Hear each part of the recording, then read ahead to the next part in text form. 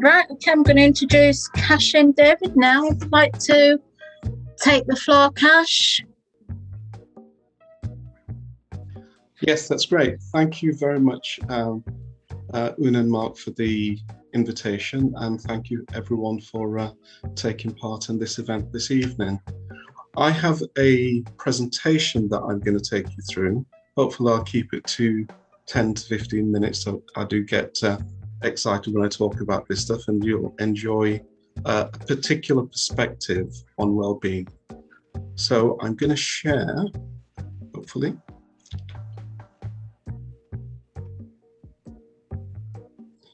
Share screen. Was that? It's all right, I've got it. Yep.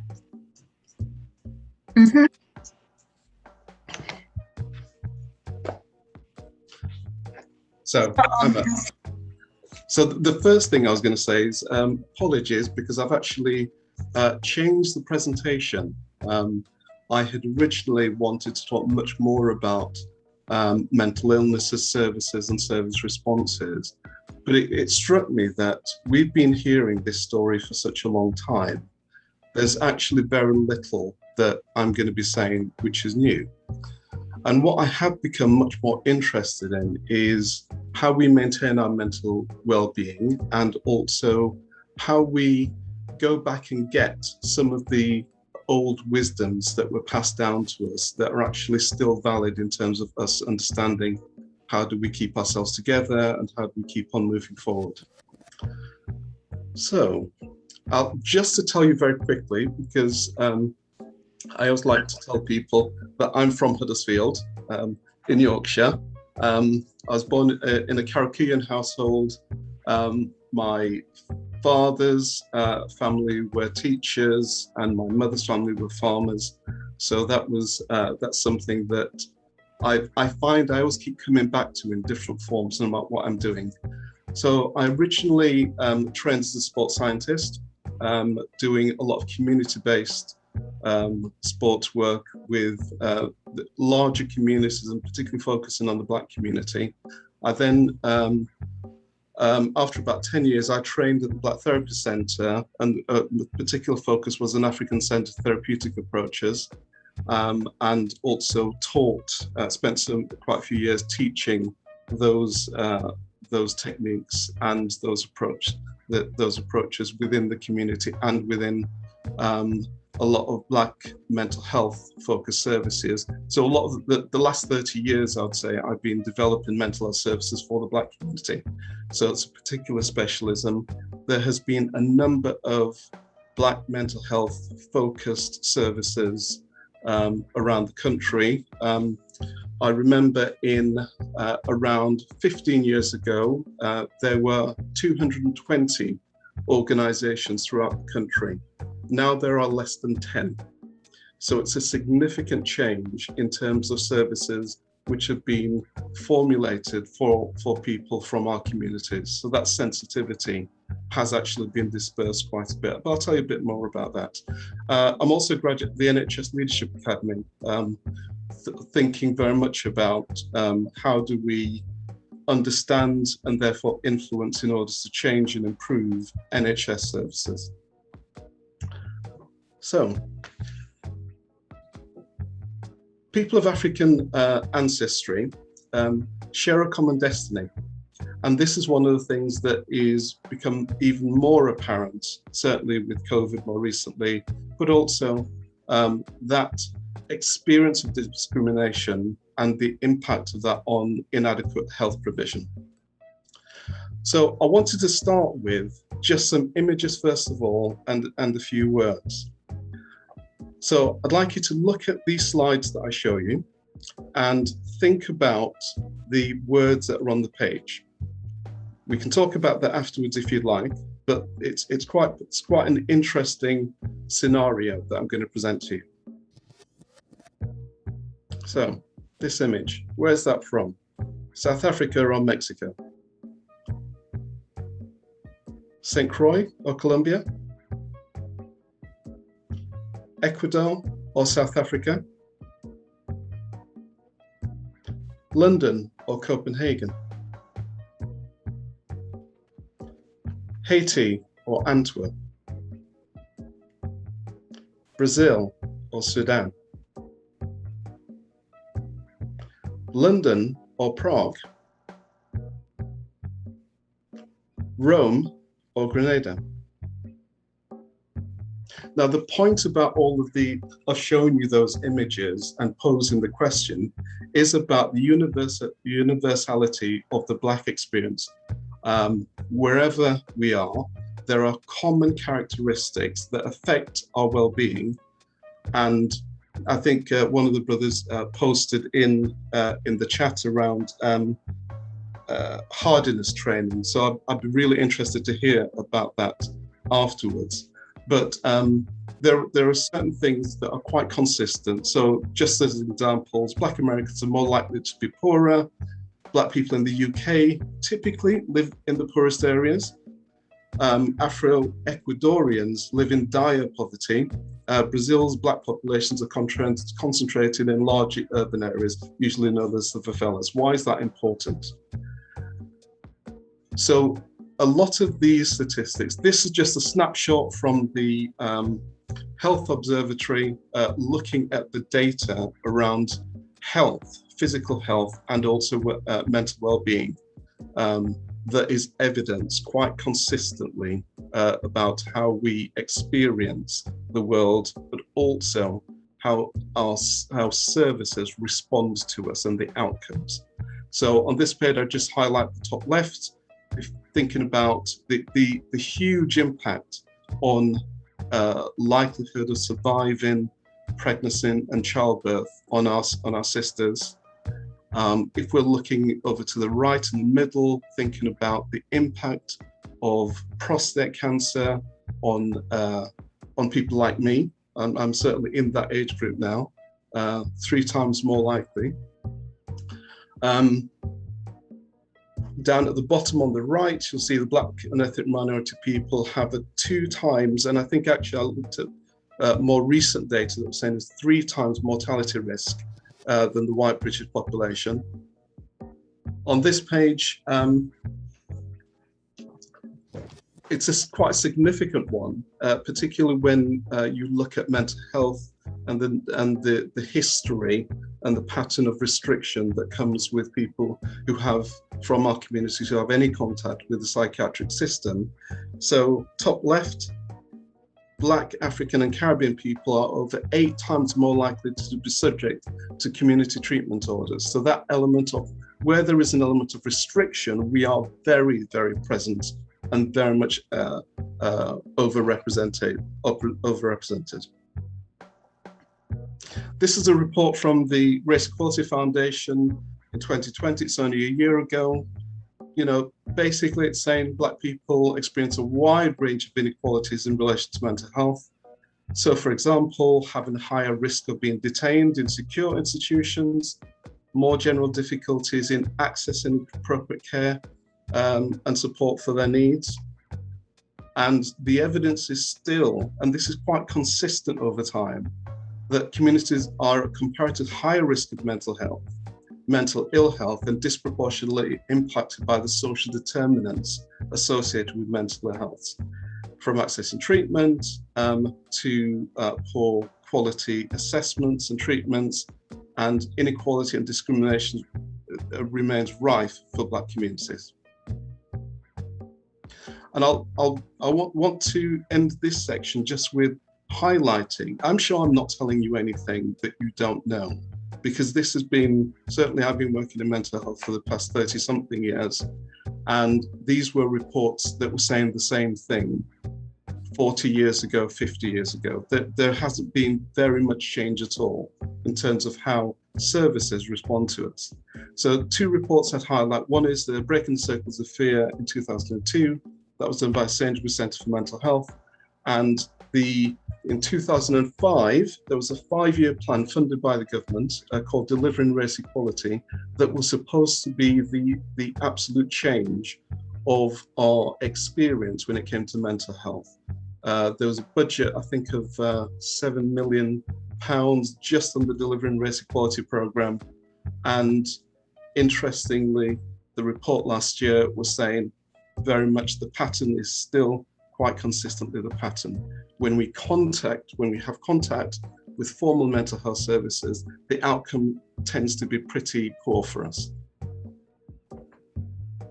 So what I wanted to get you to think about is really about what is it that we have in our community, within our cultural practices, that is actually quite supportive and affirming and carries a level of knowledge and wisdom that can be really helpful in terms of us maintaining and learning from our experiences and the experience of others. And I want to talk a bit about proverbs, sayings, those things that you heard your mother, your grandmother say that actually carry a lot of really useful knowledge. So let me just say that no great deeds, works of art, or books of history reveal as much about culture, really as much about us as culture or folklore. Those collective wisdoms that are held within proverbs. Now, proverbs you must have heard about, and I'm sure I'm going to share a few with you, and I'd love to hear your thoughts in relation to them. But what I'm presenting is there is useful well-being advice, there is useful cultural knowledge that has been built over a significant period of time through experience, and that translates into wisdom. So just very quickly, proverbs are short sentences that are drawn from a long experience. And that's from Don Quixote in the 16th century. So hopefully we're all on the same page now.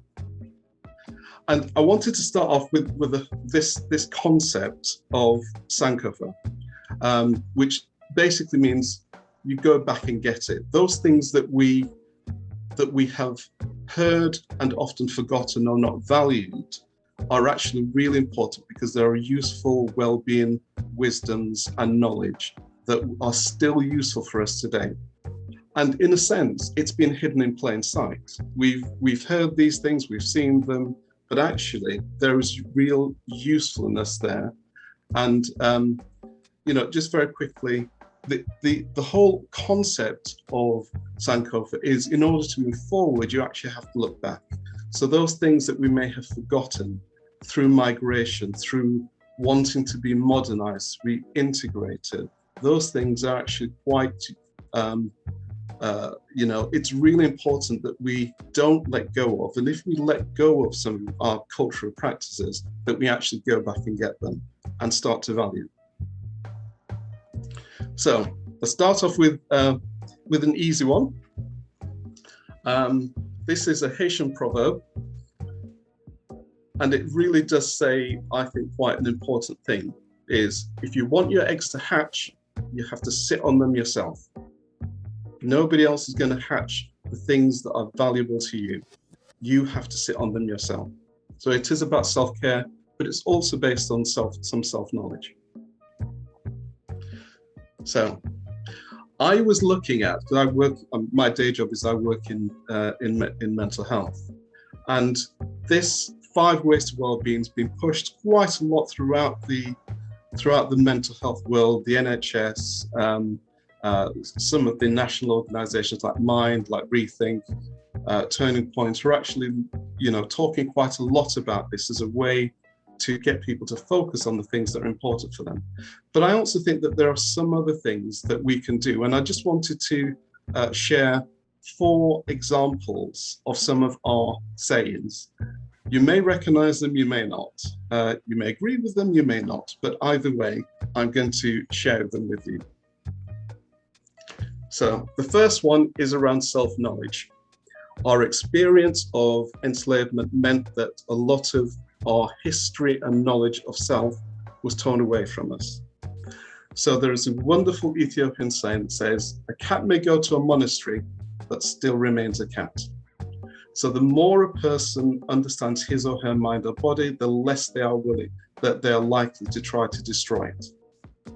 So, and we often see a lot of descent into illegal drugs or self-hatred or self-harm as one of the manifestations of a lack of self-knowledge or a lack of valuing of the essence of who you are. A second principle is about being family orientated. And there are two sayings that I would say. One hand can't clap, which is a Jamaican saying. And a Grenadian one, well, Grenadian Trinidadian is goat don't make sheep. And it's essentially saying people are shaped by other people and also their culture. We learn self-love and self-worth in functioning families. So being connected with families, being connected with communities are really important well-being practices that are actually quite reinforcing and to build on that level of resilience. The importance of developing critical thinking.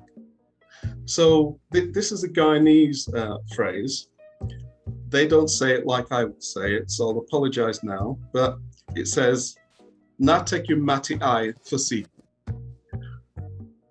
And what it essentially means is people saying, don't rely on others' stories, see things for yourself.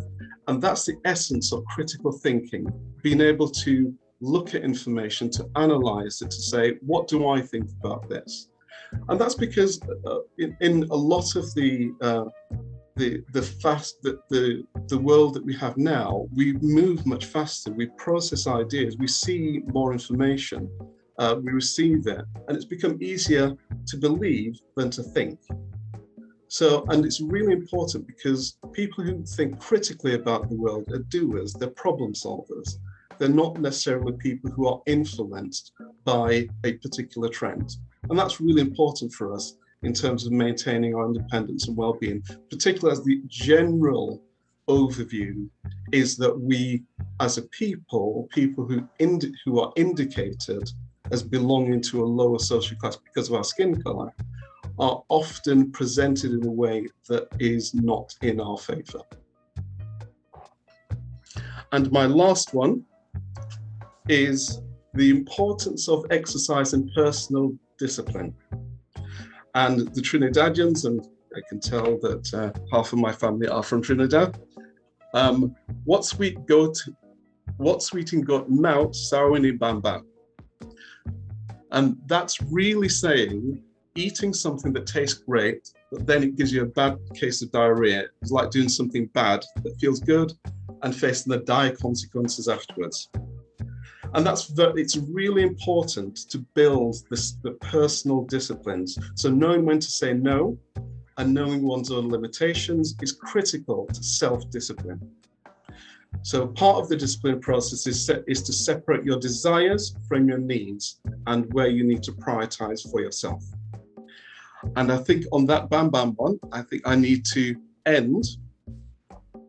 But what I'm interested in is, what's your well-being proverb? What is the thing that you have heard being passed down that you find is particularly helpful in maintaining your well-being?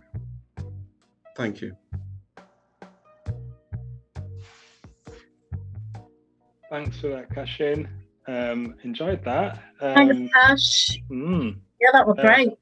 Yeah, something that helps me is a proverb. It's not a proverb, it's just a saying from a speech, which is we choose to do something not because it's easy, but because it's hard. So going to the gym is easy. It's not easy, but you go because you want it to be difficult. I'm happy to hear from other people, but yeah, that helps me a few times a week. But one of the questions I did want to ask is when we talked about the way the Black community's got disproportionate effects, especially those interactions with the police. The mental health keeps coming up as being an issue that the police either see behaviour from Black people as being viewed as being superhuman and all the usual stereotypes that are associated to people displaying what might be mild mental health conditions. With your work in the past, have you had any dealings in that area? Yeah, I mean, it's a common one. There's a great report that was produced, it's over 20 years ago now, called Big, Black and Dangerous. And it was using that concept to talk about the way in which we were often seen as big, black and dangerous, not based on the reality of who we were, but based on this archetypal image of people who needed to be controlled and therefore needed to be subjugated in order to do that, for others to feel safe. Now that's a really difficult one. It's something that I face quite a lot. Even a lot of the times when I'm in psychiatric hospitals, people will often assume that I am the patient. They will often assume that. And I will often be the only person in a shirt and tie in a suit. And they will often assume that I am the patient. And I'm 6'5". I'm actually 5'11". But I think that those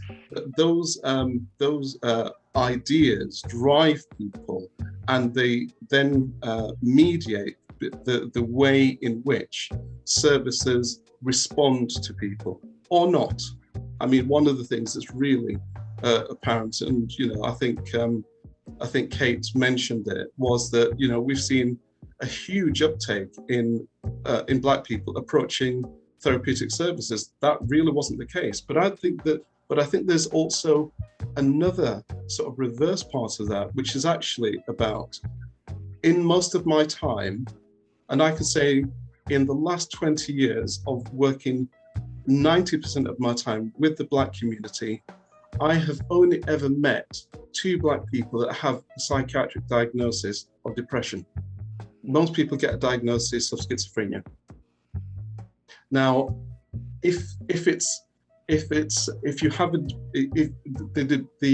diagnosis is important in terms of what's the response, and often a lot of Black people simply were never being referred for counselling. They were not being seen as psychologically ready for that type of reflective engagement, that type of practice. So they weren't appearing within counselling services and in a lot of the NHS. So the ideas that people have about us really do drive the way that services respond or don't respond. Yeah, and I think that ties in nicely with Joy's question. I'm not sure if Joy wants to unmute and ask herself, or do you want me to ask for you, Joy? Yeah, she's put, are there enough Black trained specialists? Also, is the government money fairly distributed? Oh, right, okay. In terms of specialists, I'm not sure what type of specialists you mean. So I'll assume that you mean, are there culturally sensitive services? I think you may mean that, Joy. If you can unmute, just let me know if I've understood it. What I mean by specialists, I mean counsellors up to psychiatric nurses, psychiatric technicians, right across the field, basically. Yeah, I'd say that in some senses, yes, there are, and that's one of the contradictions, is that we are actually quite well represented within formal mental health services in particular. At certain levels, we're represented. We're not often represented in other higher decision-making levels. And the interesting thing that's always been difficult is, with so many of our people who are working in areas where there are so many of our people detained, why is the quality of the intervention not better? So that's one of the things that I've often wondered. So simply having Black practitioners doesn't necessarily mean that you get a better outcome, because if that was the case, we would have seen that. I think there is a more sophisticated answer that is needed in actually trying to understand what is actually going on. And the second part of your question was talking about is the funding fairly distributed? I'd say very clearly not. So if I give you an example, a lot of the mental health services that do incredibly good work in engaging with members of the Black community in distress are given a minuscule amount of money in order to do that. Absolutely minuscule.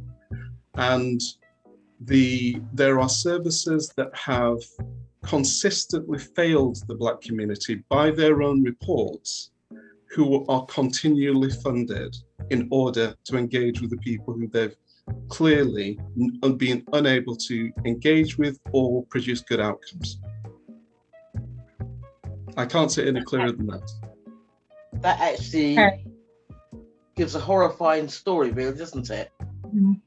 Because you can see the glaring gaps between what services we provide and hopefully provide and the money that's spent in our areas, which does that, it gives me the feeling that it's tapping into that institutionalized, insidious racism all the time. Yeah. Insidious racism all the time. Yeah. Keeping us in our place.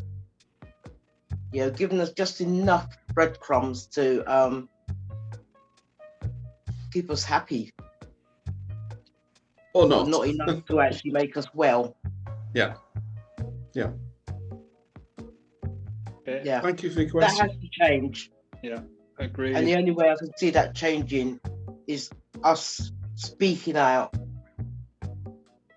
or developing our own organizations and agencies. Yeah, there's definitely a need for community activism, Joy. Angry. Yeah, you're absolutely right to be angry as well. I can see two hands. That's why we do. Yeah, Liz will be first because she did have a hand up before Cash did his presentation. But I'm just going to say, this is why we do cover mental health a lot on our platform. You know, it's a massive part of life, isn't it? And we need to get out of this mindset, or we need to just highlight it that it's fine to need to talk to someone, and you know, there's nothing wrong with seeking therapy.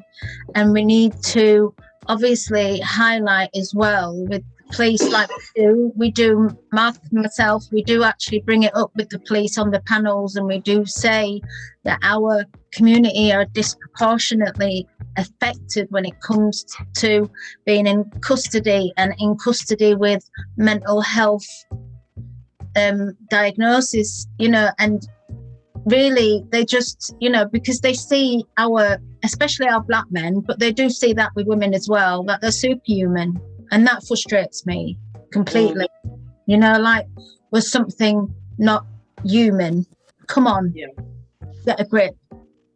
You know, don't be treating us like this. And then to be so disproportionately affected is really worrying, extremely worrying for our community in custody and in the crime prosecution service as well. Okay, so I'll bring Liz. Yeah, I'll bring Liz in. Liz, do you want to come in now, love?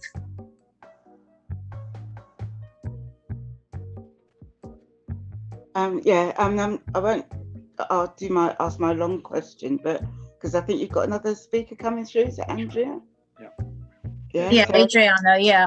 Adriana. Sorry. Yes. Just to ask. Sorry. What's the brother's name? Cashain. Cash. So Cash. Just to ask. As you said that there's we've got quite a lot of trained mental health practitioners. And when it comes to mental health support in the community, you have to wait 6 weeks, 6 months, really long, depending on where you live. But getting a private person can take, 2-3 weeks kind of thing. Is there a black network of psychotherapists that are not private? Or are they only private? And what is how do, because everybody has to get paid, and we want to make sure our families get paid just as much as anybody else. But is there any advantage or disadvantage to black therapists working in the NHS compared to private practice? Oh, yeah, sorry, have we muted you, Cash? My apologies. No, I didn't think of it. The first part of your question, yes, there is a network. There's Barton, the British Association of African and Asian therapists network. Certainly there are practitioners who are from our communities and also have additional training and can work with a level of cultural competence within their core skill. It's difficult to actually say whether and which is the route in terms of private or NHS and the merited benefit. Because of the way that our whole system works, it's a different story in each area. So it's very difficult to say, which route is the better route. But I think, we've got some great people, great therapists who are practicing in both the NHS and in private practice. And I think, you need to sort of move forward and have those conversations and work it out, because it's different everywhere. So I couldn't really advise you in terms of what's the best sector or approach to get your needs met. I think that was all your questions, those two. I think. Yeah. We've got Aya. Aya, if you want to ask Cash your question, and then we'll move on to Adriana. Yeah, good evening, everyone. Just a few things regarding the question from, I think, Liz. Kashi has answered, about the organizations that they have as Black people, but it's really very, very difficult as a Black person in counseling, because you see so much need and you actually don't know what to do. For example, there was someone who had an acute episode and was referred to me from one of the Black organizations. And after the initial assessment, we wanted to discuss pay. And she said, oh, I guess I need to make quite a bit of readjustments now because I have to pay you. And I recognized that because of pay, she was not going to come back. And what I said to her is, look, just come. Let us not think about or talk about money for now. Her situation was so acute and there was nowhere she was getting help. Because you know how long it takes in the NHS system before you go through this and you go through your GP and the GP refers you to a waiting list. And I knew she didn't have the time to do that amount of waiting. So I told her, I said, just come. I'll give you 6 sessions, without pay. And within that time of 6 sessions, let's see what we can do to get you into the system and get help for you. And luckily, by the time we had gone through 6 weeks of me just holding her, to keep her safe, I was able to get her into some form of care, with the NHS, with someone who had seen her before. But, and that person, the person I spoke with, she was so heartbroken because she said that she was just expressing her frustration. She said, I don't know what to do. People are coming, they're acute, but what on earth can I do for the system to see that they do need care and to take action? And I think, that is where the crux of the matter is. It's not that we haven't got Black people willing to work, but it's where do you go? What do you do? Where do you get the funds? How soon are you able to access care for not just our people, but for people who are in need of mental health care, acute cases? Because that's what the worker was saying to me, that what we know as acute, by the time it goes through the system, is going to be regarded as not acute and is going to be shelved. So the problem is, as I would say to Kashi, is what do you do with that group that is actually acute, needs immediate help? They have no money. Where do you go? That is Yeah. such a good question. Yeah. Yeah, it's, thank you, Aya. I mean, and thank you for the work that you're doing, because it's really valuable. And I can't say that there is an easy answer to this, because the system is broken. The amount of demand that there is for that is now coming much more manifest from the Black community is huge. The resources don't meet that. I know that there are some organizations, I'm trying to remember their name, but there's a couple of organizations that have actually been doing quite a lot of fundraising for people who don't have funds, so that they can continue with therapy or access therapy, which has to be paid for. But I think I can't say to you that this is what you need to do. Depends on where you are, depends what resources there are, but it's not a good situation, and it doesn't seem to be getting better. Now you've got the additional experience of COVID, and also the emotional distress that we saw really apparent in our community around observing the murder of George Floyd. Now, all of these things are triggers, and people are needing to receive some sort of support, and there isn't enough out there that's accessible. We've got therapists that are doing great work, and they also are struggling to keep up with this demand that's coming through. And thanks for that answer. And on the point of sayings, proverbs, I've got, I can tell you, a Nigerian proverb that's very similar to the Ghanaian one.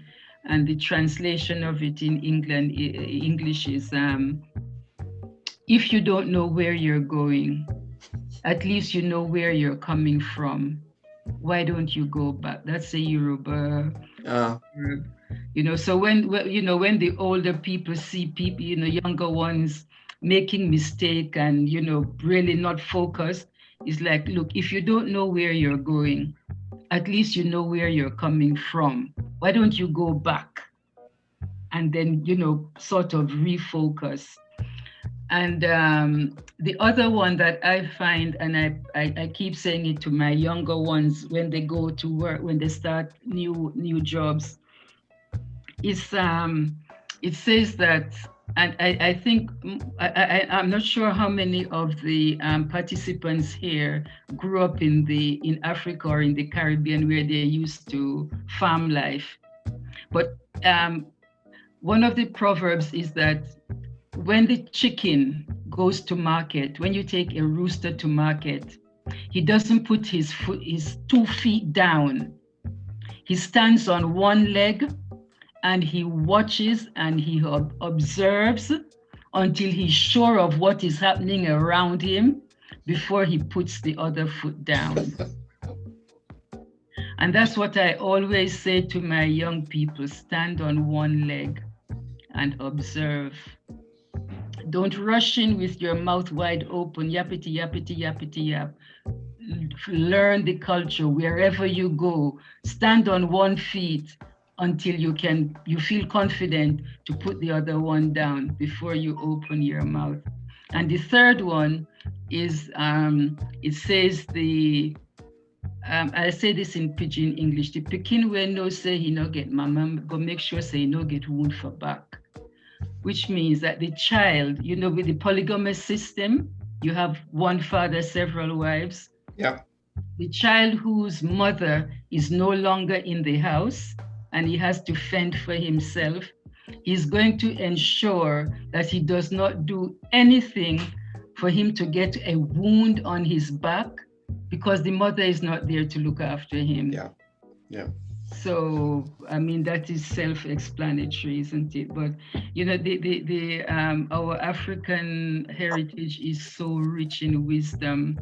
If only we could pass it on to the younger ones, so that they can make their way wisely through life to make decisions.